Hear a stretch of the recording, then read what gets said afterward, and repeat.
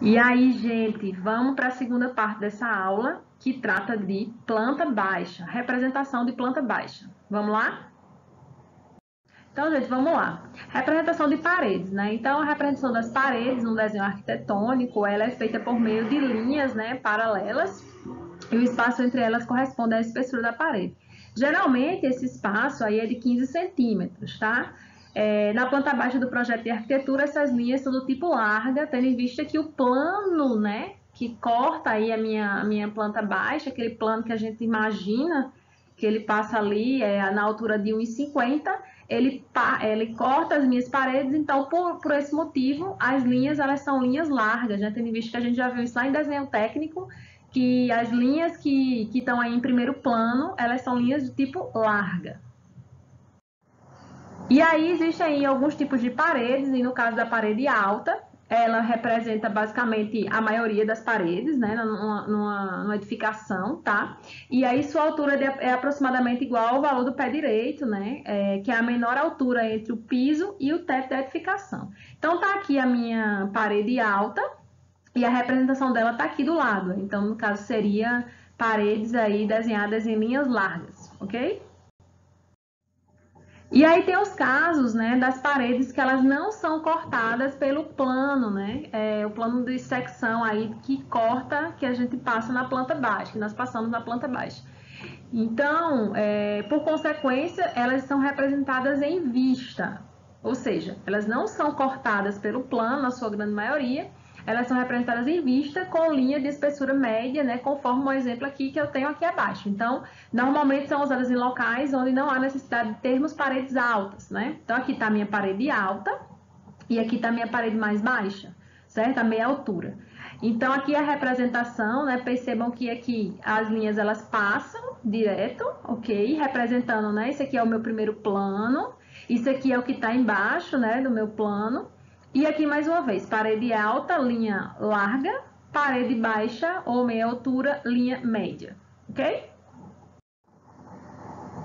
Então, aqui eu trouxe dois exemplos, né, de paredes a meia altura ou paredes baixas, tá? Então, aqui eu tenho do banheiro, ó, percebam que eu tenho uma parede, né, mais baixa. E aqui a minha cozinha também, com essa parede aqui mais baixa em relação, por exemplo, a essa, que ela é mais alta, certo?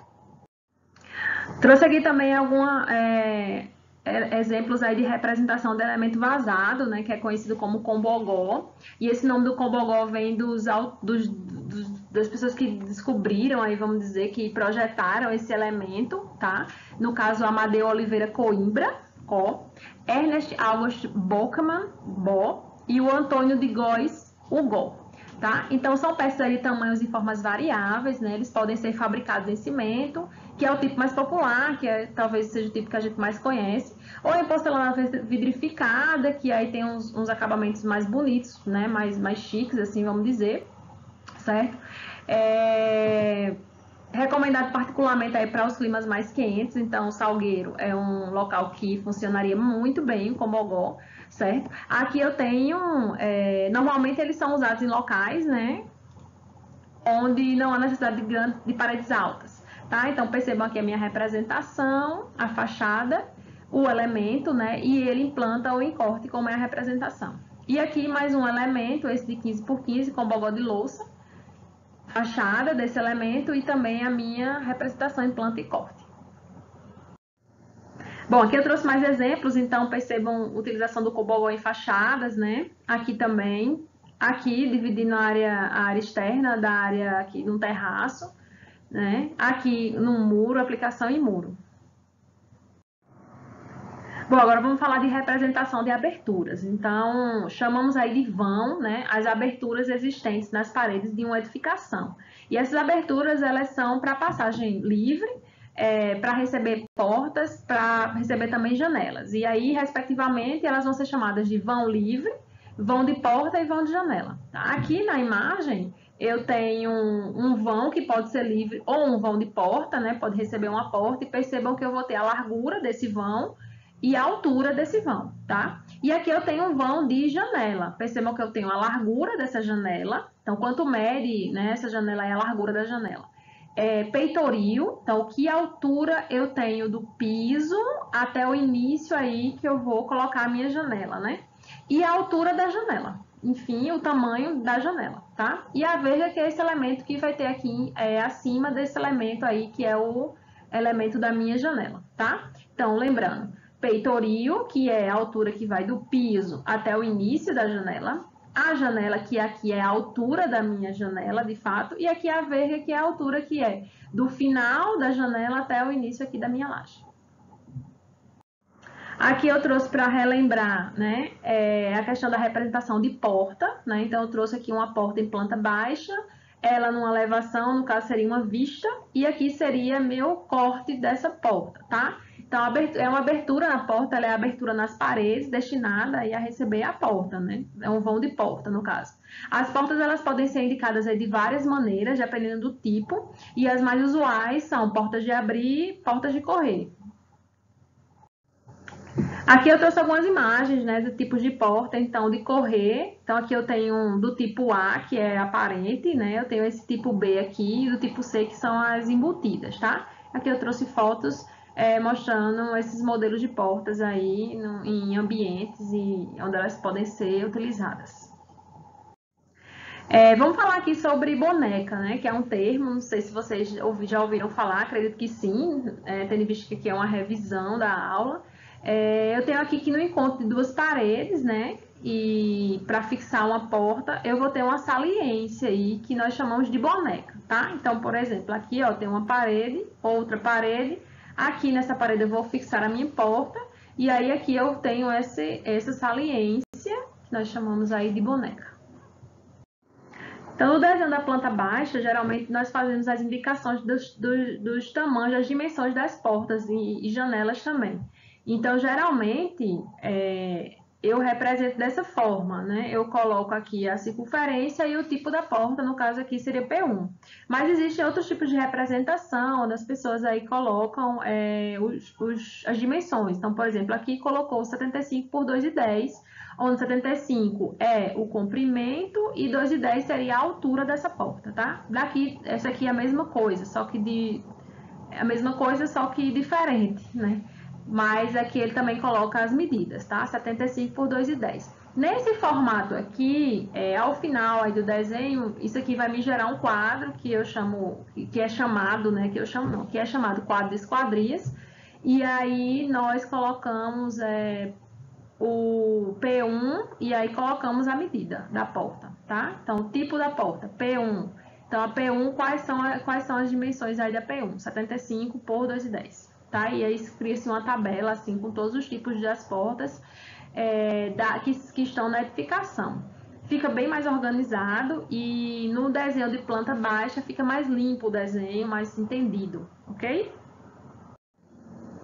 Então vamos lá, representação de vão livre, né? Então o vão livre ele caracteriza-se pela ausência de portas, tá? O vão livre ele é uma abertura que permite a comunicação direta entre dois compartimentos. Então vamos dizer que eu tivesse aí uma ligação direta entre a minha sala e minha cozinha, tá? Então, como é que seria isso, né?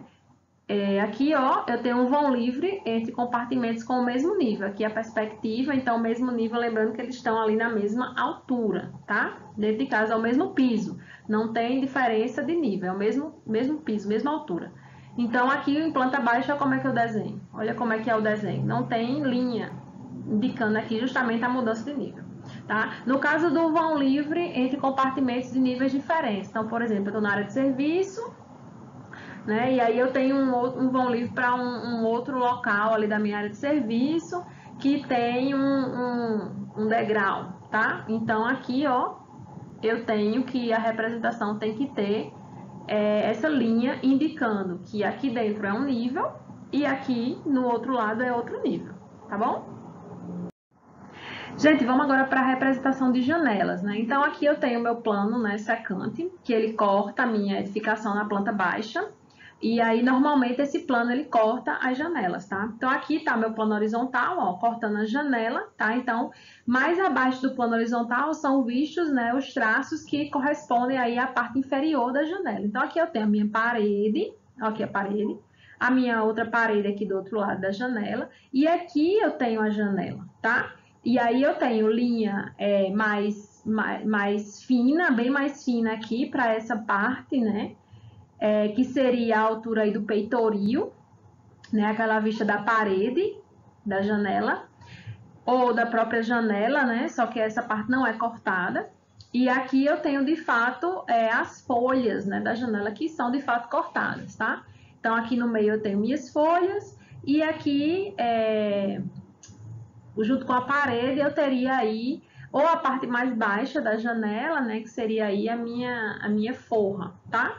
Aqui tá o detalhe dessa janela na planta baixa.